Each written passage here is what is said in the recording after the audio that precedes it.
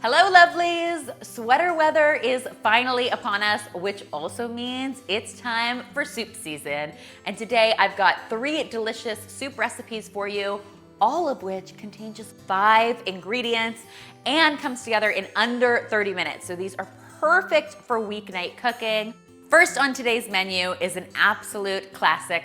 We are making the simplest chicken soup you can imagine. I know it's hard to believe that chicken soup can be made with just 5 ingredients, but it really is super simple to do.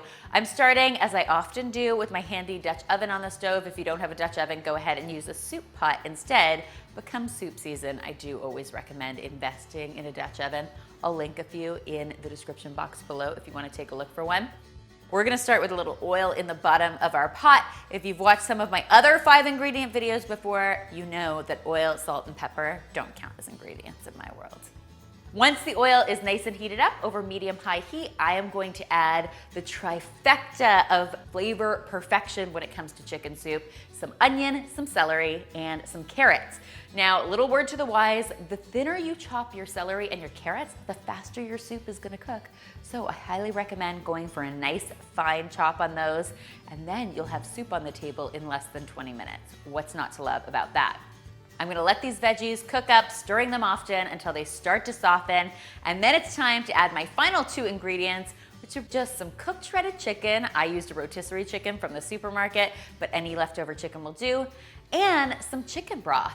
How easy was that? I'm not gonna pretend that this soup wouldn't be better with a little fresh thyme, fresh parsley, some garlic maybe, but this is at its heart the base of any classic chicken soup. So in just 5 ingredients, you have a hearty soup I think your whole family is going to love. We're gonna bring this mixture to a boil, and as soon as it reaches a boil, we'll reduce our heat to medium-low and let it simmer away for between 15 and 20 minutes, or just until those carrots and the celery have softened up and are nice and tender. And then this deliciousness is ready to enjoy. You can season it simply with a little salt and a little pepper and get it on the table in no time flat. The best part about this is, of course, your house now smells like chicken soup. And that, my friends, is good for the soul. Next up, for something a little more exotic, we are going to be making a Thai pumpkin soup. Of course, pumpkin is super seasonal this time of year, and I love using it in savory recipes just as much as I like using it in sweet recipes.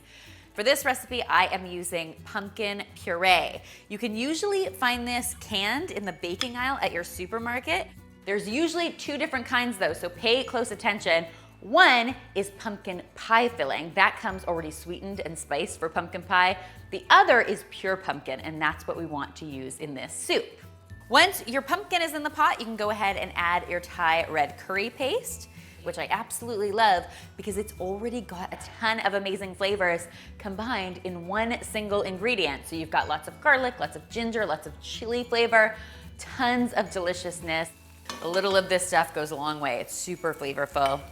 And then I am adding some red chilies. Now, if you're not into the heat, you can always leave these out and swap in a little extra ginger instead. It's never a bad thing, but you guys know how I feel about all that good heat. Once that yumminess is in the pan, we're going to finish it off with our liquids. I have 1 cup of coconut milk headed in here and some chicken broth. These are 2 absolute pantry staples in my household. I always recommend having both in abundance in your pantry, just standing by for this sort of cooking. If you want to swap in some vegetable broth instead of chicken broth here, totally up to you. This is a really versatile dish.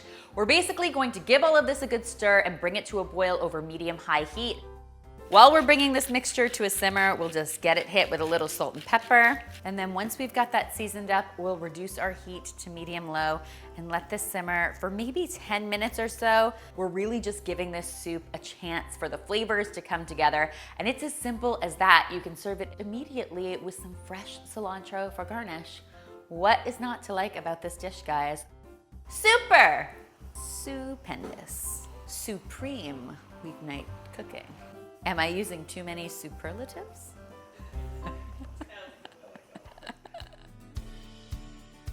Finally, I'm whipping up another absolute go-to soup in my household. It is my tomato Parmesan soup. And once again, just 5 ingredients gets the job done. I've got my Dutch oven heating up on the stove. To that, I'm going to add just a drizzle of oil.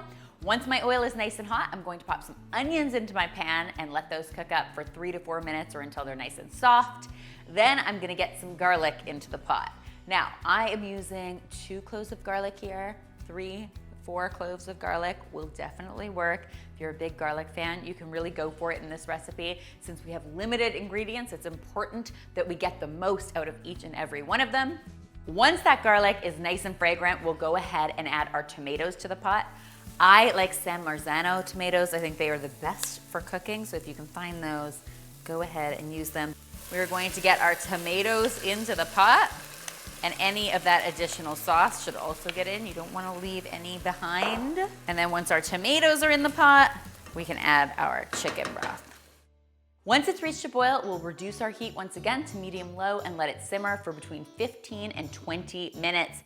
Now I'm going to be blending this up using my handy dandy immersion blender. So of course it's really important that you turn off the heat first, and then you can just get in there and start to break it up. I like starting on low to make sure there's no accidental splashes.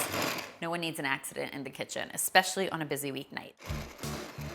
You always have the option to leave it a little chunkier if you want to, or get it perfectly smooth.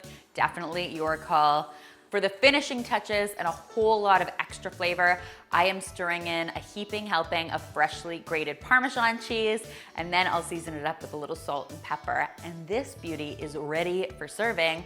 This soup can be enjoyed immediately with some crusty bread, or you can go ahead and store it in your refrigerator for up to 4 days. It makes really wonderful leftovers as well.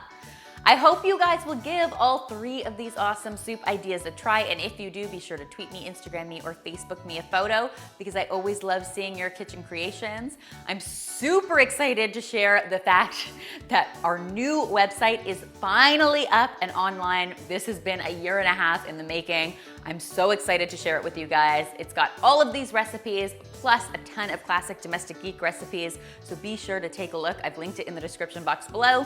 And finally, if you haven't already, be sure to subscribe, because there is lots more deliciousness where this came from.